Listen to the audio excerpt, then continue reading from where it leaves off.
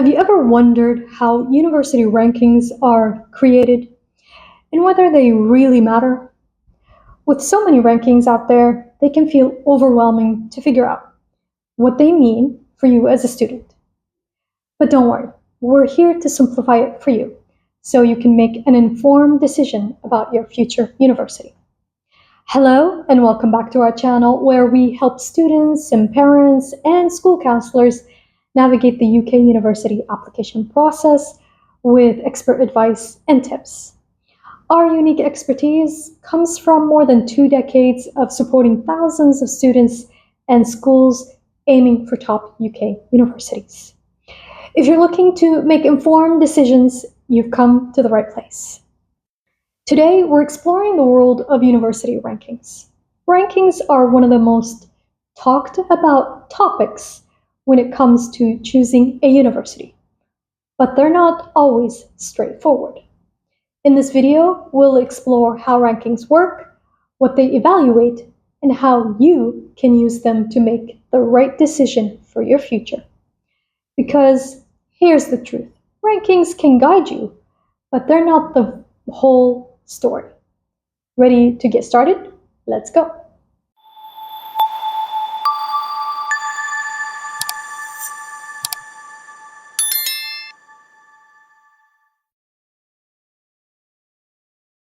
Let's start with the basics. University rankings are essentially lists that evaluate and rank institutions based on specific criteria. The big names you've probably heard of include QS World University Rankings, Times Higher Education, and the Academic Ranking of World Universities, also known as the Shanghai Rankings. These rankings assess universities worldwide, but each one uses different methods and priorities to determine who makes it to the top. Now, what are these rankings actually measuring? Let's take a closer look. QS rankings focus on academic reputation, employer reputation, faculty to student ratio, and international diversity. If you're looking for a university with strong global connections, QS might be helpful. Times Higher Education Rankings prioritizes teaching quality, research impact, and international outlook. They're great for understanding an institution's academic and research strengths.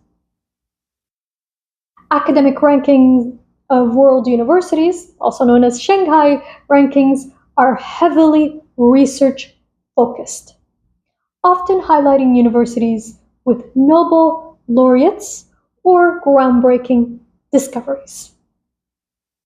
It's important to note that these criteria may not align with what you value in a university. To give you an example, if you care more about student life or student support services, these things might not be reflected in the rankings.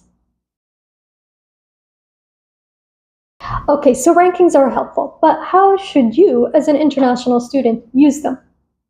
Start by asking yourself, what matters most to you? Is it the academic reputation of your program, the university's research output, or maybe the international student support services? Rankings can give you a broad idea of quality, but they don't always tell the full story. For instance, a university might be ranked in the top 100 globally, but they might not offer strong support for international students. On the flip side, a lower ranked institution might have excellent scholarships and a welcoming community. So use rankings as a guide, but pair them with your own research into what makes a university the right fit for you. Let's weigh in the pros and cons of using rankings to make your decision. For pros, rankings can help you quickly identify universities with strong academic reputation. They're also especially useful for research-based programs. For cons, they can overlook factors like campus culture or student satisfaction. Some rankings do favor large research-intensive universities, leaving smaller institutions underrated. Remember, rankings are just one piece of the puzzle. Always look beyond the numbers to understand what life at the university will actually be like. Here's my advice. Use rankings as a starting point, not the final word. Once you've identified universities that catch your eye, dive deeper. Check their program curriculum, campus facilities, accommodation options, even student reviews, and so forth. Attend virtual tours or webinars, and reach out to current students or alumni if possible.